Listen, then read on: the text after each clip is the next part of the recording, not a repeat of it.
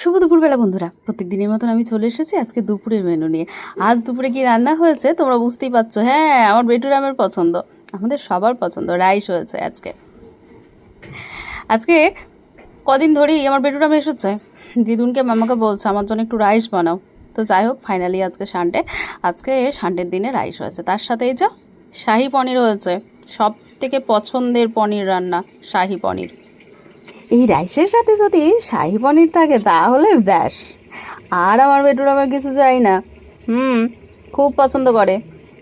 Capsicum দিয়ে আজকে আমি বানিয়েছি। আর আমাদের জন্য কি আছে বলো তো?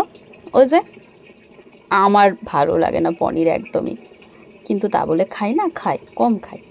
আর আমাদের জন্য হয়েছে চিকেন কষা রাইস, আর বেটুরামের জন্য পনির। আজকে দুপুরের মেনু এইটুকুই। তোমাদের কীরকম লাগলো অবশ্যই কমেন্টে জানিও। ভালো লাগলে লাইক